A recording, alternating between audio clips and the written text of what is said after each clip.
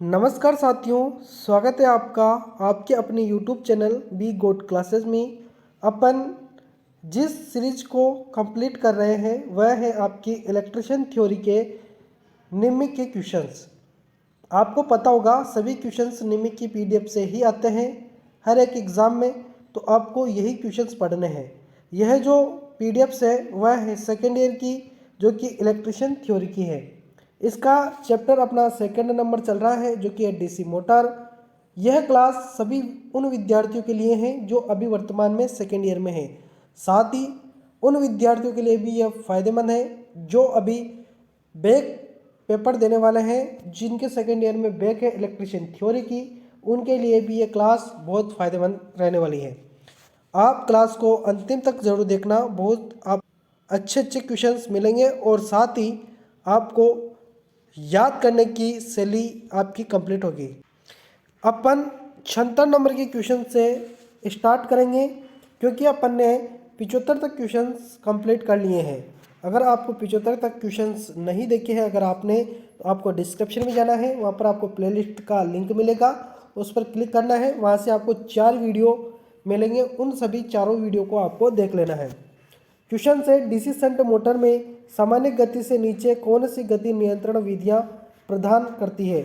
यानी कि देखिए, कोई भी मोटर है जिस गति पर चल रही है उससे अगर अपन को गति को कम करना है तो अपन आर्मेचर कंट्रोल मेथड का प्रयोग करेंगे। अगर अपन को जिस गति पर चल रही है उससे अधिक गति चाहिए तो अपन क्षेत्र नियंत्रण का उपयोग करेंगे। ठीक है। अगला जो क्वेश्चन है वह है, उद्योगों में डीसी मोटर्स को शुरू करने के लिए स्टार्टर क्यों आवश्यक है। तो स्टार्टर का उपयोग यह होता है कि आर्मेचर करंट को कम करे, यानी कि जो आर्मेचर होता है उसका प्रतिरोध बहुत कम होता है। जब मोटर स्टार्ट होती है तब बैक EMF भी नहीं होता, उस टाइम पर करंट मोटर के अंदर बहुत अधिक होता है। अधिक होने के कारण आर्मेचर की जो वाइंडिंग है वह जल सकती है, इसलिए आर्मेचर के करंट को नियंत्रण करने के लिए स्टार्टर का उपयोग किया जाता है। अगला जो क्वेश्चन है वह है, कौन सी कुचालक सामग्री श्रेणी बी के कुचालक की है। तो आपके सामने जो कपास दिया है यह वाई का है, बांस जो दिया है यह भी वाई का है और चमड़े का कागज भी वाई का होता है। लेकिन फाइबर ग्लास जो है वह आपका बी टाइप के इंसुलेशन का है। देखिए, इंसुलेशन के बारे में अपन आगे समझेंगे कि होता क्या है। क्वेश्चन है वह है, श्रेणी एफ इंसुलेशन का तापमान क्या है। तो जो इंसुलेशन है ना, एफ का मान पूछा है, लेकिन मैं आपको पूरा बता देता हूँ क्या क्या होता है। इसके लिए आपको एक टेबल याद रखनी पड़ेगी, जो कि है वाई ए या इमली बाबी फिर हरियाणा चाली। इस तरीके से याद रखना है, या इमली बाबी फिर हरियाणा चाली। तो वाई का जो मान होता है वह 90 होता है, ए का मान 105 होता है, ई का मान जो होता है वह 120 डिग्री होता है, बी का मान 130 डिग्री होता है, एफ का मान 155 डिग्री होता है, एच का मान 180 डिग्री होता है और सी जो है उसका 200 से लेकर 250 के बीच होता है। तो इस तरीके से आपको ये टेबल याद रख लेनी है। अपन से एफ के बारे में पूछा है तो अपना डी ऑप्शन कंप्लीटली सही आंसर हो जाएगा। अगला जो क्वेश्चन है वह है, निरंतर गति ड्राइव के लिए किस प्रकार के डीसी मोटर का उपयोग किया जाता है। तो यहाँ पर डीसी शंट मोटर का उपयोग किया जाता है। अगला जो क्वेश्चन है, लिफ्ट में किस प्रकार के डीसी मोटर का उपयोग किया जाता है। तो लिफ्ट में जो मोटर लगी हुई होती है वह डीसी कम्युलेटिव कंपाउंड मोटर लगी हुई होती हैं, जिसे हिंदी में डीसी संचयी यौगिक मोटर कहते हैं। अगला जो क्वेश्चन है वह है, गति नियंत्रण का कौन सा तरीका डीसी श्रेणी मोटर में रेटेड गति के नीचे गति देता है। तो यह जो है वह होता है डीसी आर्मेचर डाइवर्टर विधि। एक होता है आर्मेचर नियंत्रण विधि, एक होता है डाइवर्टर विधि। नियंत्रण जिसमें आर्मेचर की धारा को कंट्रोल किया जाता है, इसमें आर्मेचर की धारा को डाइवर्ट किया जाता है। ठीक है, तो आपका डी ऑप्शन कंप्लीटली सही आंसर हो जाएगा। अगला जो क्वेश्चन है वह है, क्या प्रभाव है अगर चलने के दौरान 4 बिंदु स्टार्टर प्रतिरोध कट ऑफ है। अगर प्रतिरोध कट ऑफ हो जाता है तो मोटर धीमी गति से चलती है, ये आपको याद रखना है। अगला जो क्वेश्चन है, डीसी मोटर को संचालित करने के लिए आर्मेचर सर्किट में कार्बन कंपोजिशन ब्रश की आवश्यकता क्यों होती है? तो ब्रश की जो आवश्यकता होती है वह होती है कम्यूटेटर खंड में स्पार्क कम कर देता है, यानी कि कम्यूटेटर जो खंड होते हैं, सेगमेंट जो होते हैं, वहाँ पर स्पार्किंग होती है, उस स्पार्किंग को क्या कर देता है? कम कर देता है। अगला क्वेश्चन है वह है सीरीज मोटर बिना भार के आरंभिक उच्च बलागुण और गति क्यों पैदा करती है? तो वह बैक ईएमएफ की अनुपस्थिति के कारण। 86 नंबर क्वेश्चन है जो कि है डिफरेंशियल कंपाउंड मोटर में शुरू करने के समय श्रेणी क्षेत्र को लघुपतित क्यों किया जाता है? तो श्रेणी क्षेत्र को लघुपतित करने का जो कारण है वह है रोटेशन की उचित दिशा बनाए रखने के लिए। रोटेशन जो होता है, गति जो होती है, उसकी उचित दिशाएं बनाए रखने के लिए किया जाता है। अगला जो क्वेश्चन है आर्मेचर को संतुलित करने का सबसे प्रभावी तरीका कौन सा है? आर्मेचर को संतुलित करने का सबसे प्रभावी तरीका कौन सा है? तो वह है गति संतुलन। ठीक है। अगला जो क्वेश्चन है वह है डीसी स्टार्टर्स के प्रतिरोध को शुरू करने के लिए किस सामग्री का उपयोग किया जाता है? देखिए यहाँ पर जो है ना, डीसी स्टार्टर के प्रतिरोध को शुरू करने के लिए कहा गया है, लेकिन यह क्वेश्चन इस तरीके से लिखा हुआ होना चाहिए था कि डीसी स्टार्टर में प्रतिरोध को बनाने के लिए किस सामग्री का उपयोग किया जाता है? तो वह सामग्री रहेगी आपकी यूरेका। ठीक है। अगला जो क्वेश्चन है वह है किसी डीसी कंपाउंड मोटर को अलग अलग लोड पर नियत गति से संचालित किया जा सकता है। तो नियत गति पर अलग अलग लोड पर कौन सी मोटर को चलाया जा सकता है? तो वह होती है संचयी लंबे शंट मोटर। ठीक है, यानी कि कम्युलेटिव लॉन्ग शंट मोटर होती हैं।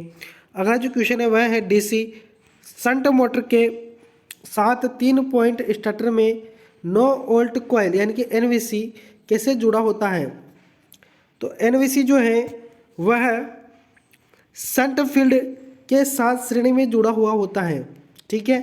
अगला जो क्वेश्चन है वह है किस प्रकार की आर्मेचर वाइंडिंग का चित्रण किया गया है? तो यहाँ पर आप देख सकते हैं, तो यह जो वाइंडिंग है यह ड्यूप्लेक्स लैप वाइंडिंग है। ठीक है, ड्यूप्लेक्स लैप वाइंडिंग चित्र को ध्यान से याद रखना।